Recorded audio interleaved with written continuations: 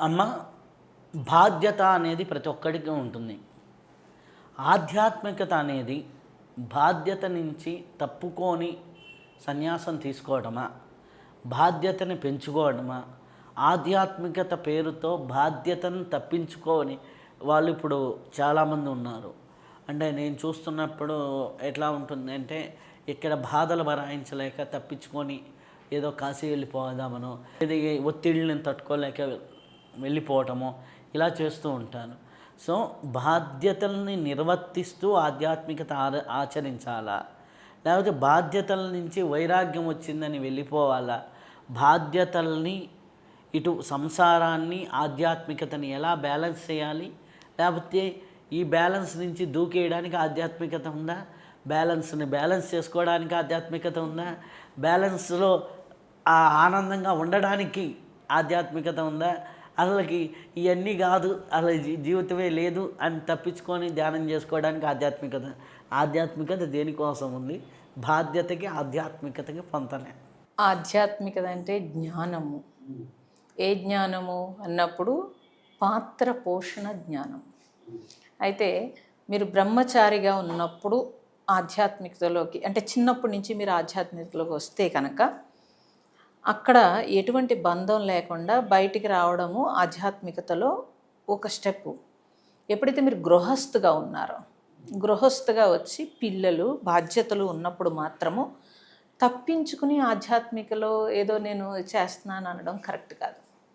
నిజంగా మీరు సత్యం వైపు మాత్రమే తీవ్రమైన అన్వేషణ ఉండి నిజంగా మీరు ఆ సత్యం వైపు జర్నీ చేస్తుంటే ఈశ్వరుడు ఆ బంధాల నుంచి మీకు అనేక రకాలుగా విడుదల అనేది వస్తుంది. కానీ చాలా వరకు చాలామంది ఏం చేస్తారంటే కన్ఫ్యూజ్లో ఉండిపోతారు. మేము ఆధ్యాత్మికతలో ఉన్నాము, అర్జెంటుగా ఇవన్నీ వదిలేయాలా అని. మేము కూడా గృహస్థగా ఉన్నప్పుడు ఈ నలుగుడు అయితే అందరికీ ఉంటుంది, ఎవరికైనా ఉంటుంది. కానీ తెలుసుకోవాల్సిన విషయం ఏంటంటే, బాధ్యత చేస్తూ మన బుద్ధిలో బలంగా బంధం ఉంటుంది. ఆ బంధాన్ని వదిలించుకోవడానికి ఆధ్యాత్మికత అవసరం. బాధ్యత చేస్తూ తప్పనిసరిగా బాధ్యత చేయాలి. కానీ బంధం ఏమిటనంటే, అనేక రకాల కోరికలతో మనం ఉంటాం.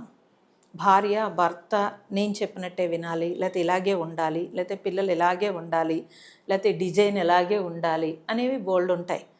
అవన్నీ పెట్టుకుని నేను విసిగిపోకుండా ఉండడానికి ఆధ్యాత్మికత ఏమవుతుందనంటే, మీకు ఒక అవేర్నెస్ తీసుకొస్తుంది. బంధ విమోచనం అంటాము. ఆ బంధ విమోచనం కలుగుతుంది. అయితే చాలా వరకు చాలామంది ఒక కన్ఫ్యూజ్లో ఉంటారు. ఆ కన్ఫ్యూజ్ ఏంటంటే, తట్టుకోలేక, ప్రారంధం కానీ ఒత్తిడి కానీ తట్టుకోలేక పారిపోవాలనుకుంటారు. ఆ పారిపోవడానికి ఆధ్యాత్మికత ఈజీగా అనిపిస్తుంది వాళ్ళకి. కానీ మీరు ఎక్కడికి వెళ్ళినా, ఎంత దూరం పారిపోయినా, బాధ్యత వదిలేసి ఎంత దూరం పారిపోయినా, మీ ఆలోచన అనేది మీ వెంట వస్తుందా రాదా? అది ఇంట్లో ఉండే ఆధ్యాత్మికతలో అది తొలగించుకుంటే కనుక మీరు బాధ్యత చేస్తూ బంధ విమోచనంతో ఆధ్యాత్మికతలో ఎదుగుతారు ఎవరైనా సరే. ఇంట్లో వాళ్ళు ఒప్పుకుని, మీరు అన్నట్టు సన్యాసం అయితే కనుక ఒప్పుకోవాలి. అది గృహస్థు కాకపోతే కనుక తల్లిదండ్రులు ఒప్పుకోవాలి, గురువులు ఒప్పుకోవాలి. గృహస్థ అయితే కనుక భర్త భార్య ఎవరు తీసుకుంటున్నారో వాళ్ళ ఫ్యామిలీ అంతా ఒప్పుకోవాలి. వాళ్ళు ఒప్పుకోనప్పుడు కష్టం. నిజంగా ఒప్పుకుంటే కనుక ఒప్పించుకునే తీసుకోవాలి. వాళ్ళ సంతకం చేయకుండా ఎవరు సన్యాసం కూడా ఎవరు వాళ్ళంతటా వాళ్ళు ఏదో బట్టలు వేసుకుంటే అది మనం చెప్పలేం. కానీ ఎక్కడైనా ఒక గురు పరంపరకి మీరు వెళ్ళాలి అని అంటే వాళ్ళు అడుగుతారు. ఫస్ట్ నువ్వు గృహస్థగా ఉన్నావా అని అడుగుతారు. అడిగితే వెనకాల వాళ్ళ సంతకం తీసుకుని అందరు ఒప్పందంతో ఆ గురువులు మాట్లాడి అయిన తర్వాతే సన్యాసం ఇస్తారు. చాలామంది ఒక అపోహ ఉంది, అర్జెంటుగా ఇది వదిలేసి నేను సన్యాసం తీసుకోవాలి అని. పిల్లలు లేకపోతే భార్య లేకపోతే భర్త మాట వినకపోయినా, లేకపోతే ఇబ్బంది పెట్టినా, ఎందుకు వచ్చింది, మనం స్పిరిచువల్లో ఎలాగూ వెళ్తున్నాం కదా, ఆ వెళ్ళేదేదో మనం ఇలా వెళ్ళిపోదాం, ఎప్పటికైనా వీళ్ళని వదలాలి, అదేదో ముందుగా వదిలేద్దాము అని అనుకుంటారు. అది తప్పు. సో ఇది నేను కూడా చేశాను. నేను కూడా పారిపోయి శ్రీశైలం వెళ్ళి అక్కడ మళ్ళీ యోగులు మహాత్ములు ఈ వివరణ నాకు ఇచ్చి మళ్ళీ బ్యాక్ పంపించి పలానా టైంలో కానీ నీకు విడుదల అవ్వదంటే అప్పుడు నేను నమ్మలేదు, కానీ నిజం అది. ఆ తర్వాత తెలిసింది అది నిజమని. మన అనుభవంతో తెలుస్తుంది ఏదైనా సరే. కాబట్టి ప్రతి గృహస్థు స్పిరిచువల్లో ఎదగడం అని అంటే వాళ్ళ ప్రారంధాన్ని ఏదైతే ఉందో అది సులువు చేసుకోవడం, ఈజీ చేసుకోవడానికి ఆధ్యాత్మికత చాలా బాగా ఉపయోగపడుతుంది. అలాగే అక్కడే ఉంటూ బంధం పెరగకుండా ఉండడానికి ఆధ్యాత్మికత ఉపయోగపడుతుంది. కానీ పారిపోవడం, తప్పించుకోవడం చేస్తే మళ్ళీ రెట్టింపు ప్రారంధం వచ్చి మళ్ళీ జన్మలోనైనా సరే ఇంక ఎక్కువ చేయాల్సి ఉంటుంది. అయితే అమ్మ, ఒక వ్యక్తి ఆధ్యాత్మికతలోకి వచ్చాడు. ఆధ్యాత్మికతలోకి వచ్చిన తర్వాత అతని జ్ఞాన పరిధి పెరుగుతుంది.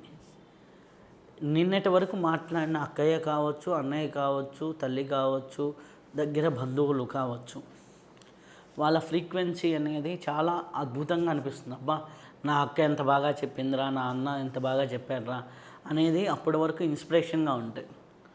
ఒక 2 ఏళ్ళ సాధన తర్వాత ఇతని ఫ్రీక్వెన్సీ అనేది ఆటోమేటిక్గా హై లెవెల్కి వెళ్తుంది. వాళ్ళు అదే స్థితిలో ఉంటారు. అప్పుడు మనకే అనిపిస్తూ ఉంటుంది, ఒరే బాబు, ఇంత పిచ్చి వాళ్ళతోనా మనం కలిసి బతికాము అనేసి.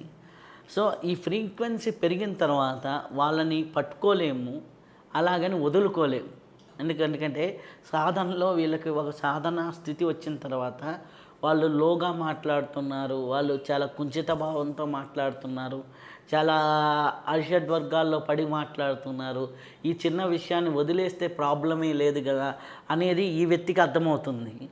వీళ్ళకేమో అర్థం కాదు. వీళ్ళేమో ఏమని చూస్తుంటారు, నా తమ్ముడు, నా వాడు అని కమాండింగ్లో చూస్తుంటాడు. ఇతని ఆలోచన పరిధి పెరిగిందని గుర్తించలేరు వాళ్ళు. సో అప్పుడు ఏం చేయాలి, ఇతను ఎలా వాళ్ళతో డీల్ చేయాలి? వదులుకోలేరు, వదిలించుకోలేరు, కలిసి ఉండలేరు. ఇలాంటిది చాలా మంచి రెమెడీ ఏంటంటే, మనం ఆధ్యాత్మికతలోకి వచ్చామని ఫస్ట్ మనకేమనిపిస్తుంది అంటే ఒక హుషారు ఉంటుంది మనస్సులో. మనకు తెలుసున్న విషయం మన ఇంట్లో వాళ్ళే కదా, మన రక్త సంబంధీకులు, మనం మారాం కాబట్టి వాళ్ళు కూడా అర్జెంటుగా మారిపోవాలని మనకు ఒక యాంగ్జైటీ ఉంటుంది. ఆ యాంగ్జైటీతో మనం చెప్పేస్తూ ఉంటాం. వాళ్ళేమో ఆ స్థాయిలో లేక, వాళ్ళు అర్థమవక నిన్నటి వరకు మనల్ని ఎలా చూశారు, ఒకలా చూశారు కాబట్టి వాళ్ళు ఆ కోణంలోనే చూస్తారు. అందుకని అదే విషయాన్ని ఒక గురువు చెప్తే వాళ్ళు వింటారు, మనం చెప్తే వినరు అనే విషయం మనకు అర్థం అవ్వాలి. ఫస్ట్ అర్థమయ్యి మనము సైలెంట్గా ఉండి పూర్తిగా మన బిహేవియర్ అంతా మారి మనం కూడా ఒక కంట్రోల్కి వచ్చేంత వరకు కొంచెం మౌనంగా ఉండడం బెస్ట్. వాళ్ళు మాట్లాడతారు, కానీ సాధన అనేది ఇండివిజువల్. ఎప్పుడూ కూడా సోల్ జర్నీ అది. ఆ సోల్ జర్నీలో ఆత్మ యొక్క స్థితులు ఎవరెవరికి కాలంలో పరిపక్వత చెందినప్పుడు వాళ్ళకి అవేర్నెస్ వస్తూ ఉంటుంది. అదే ఇంట్లో మన అక్కో, మన చెల్లో, మన భార్యో, మన బిడ్డలో రారు. కానీ ఆ జర్నీ శరీరానికి సంబంధించిన జర్నీ, ఈ సోల్ జర్నీ వేరు. కాబట్టి వీళ్ళు అర్థం చేసుకోవాల్సింది ఏంటంటే, ఎవరైతే ఉన్నారో వాళ్ళు ఇంట్లో మనం ఎంత చెప్పినా వాళ్ళు వినరు, ఇబ్బంది వస్తుంది, తర్వాత మన నుంచి పారిపోతూ ఉంటారు. ఇంక వీడు మొదలు పెట్టేటరా బాబు స్పిరిచువల్ అని పారిపోతూ ఉంటారు, లేదా జోకులు వేస్తారు, మనల్ని అవాయిడ్ చేస్తారు, అనవసరంగా మన మనస్సు నలుగుతుంది. వీళ్ళు కూడా ఆల్రెడీ స్టార్టింగ్లో ఉంటారు కాబట్టి ఊగిస్లాట్లో మనస్సు ఉంటుంది, ఇబ్బంది పడుతుంది. అందువల్ల ఏం చేయాలి అని అంటే, అసలు సీక్రెట్గా మెయింటైన్ చేయడం బెస్ట్ పని. సీక్రెట్గా మెయింటైన్ చేసి, ఇప్పుడు మేము కూడా 30 సంవత్సరాల తర్వాత ఇప్పుడు ఆశ్రమం కట్టిన తర్వాత జనాలకి తెలిసింది తప్పించి, ఆశ్రమం కట్టక ముందు ఎవరికీ తెలియదు. పక్కింటి వాళ్ళు కూడా ఈవిడ సన్యాసం ఏంటి అనేంత పరిస్థితి. నేను మాతోటే తిరిగేది, మాతోటే ఉండేది, కానీ ఎప్పుడూ మాట్లాడలేదు కదా అని. అంటే మనము ఫస్ట్ స్టార్టింగ్ నేను కూడా అలాగే హుషారుగా చెప్పేయడం మొదలు పెడితే, వాళ్ళు ఏదో ఒకటి చెప్తూ ఉంటే మన మనస్సు కొంచెం ఊగిసలాట్లో లాగుతూ ఉంటుంది. అప్పుడు నాకు విషయం అర్థమైంది. సో పీపుల్ ఎప్పుడూ కూడా ఏం చేయాలనంటే, మన మనస్సు ముందు కంట్రోల్లోకి రావాలి. భగవాన్ చెప్తాడు అందుకే, నిన్ను నువ్వు తెలుసుకో ముందని ఎందుకు చెప్పాడనంటే, ముందు నన్ను నేను తెలుసుకున్నప్పుడు నేనేం చెప్పక్కర్లేదు, నా నడవడిక చూసి ఆటోమేటిక్గా వాళ్ళు మారుతారు, వాళ్ళు అడుగుతారు. లేకపోతే ఒక కండిషన్ పెట్టుకోవాలమ్మా. ఏం కండిషన్ అంటే, ఎవరైనా అడిగితే తప్పించి నేను స్పిరిచువల్ మాట్లాడను ఇంట్లో.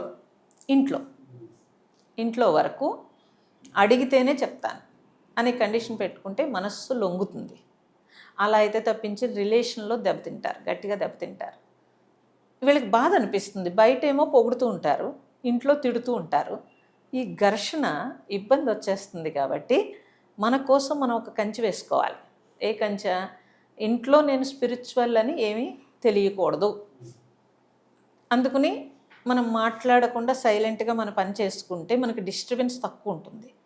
మాట్లాడేమనుకోండి, మనం ధ్యానం చేస్తున్నా, పుస్తకం చదువుతున్నా, లేకపోతే ఏమైనా చెప్పినా ఇంట్లో అందరూ కలిసి మనల్ని అందరూ ఒకటవుతారు, మనం ఒక్కళ్ళమే ఒకటవుతాము. కొంచెం బాధ అనిపిస్తుంది, ఇబ్బంది అవుతుంది, సంబంధాలు తెగిపోతాయి. అలా కాకుండా మనం కాముగా ఉండడం బెస్ట్.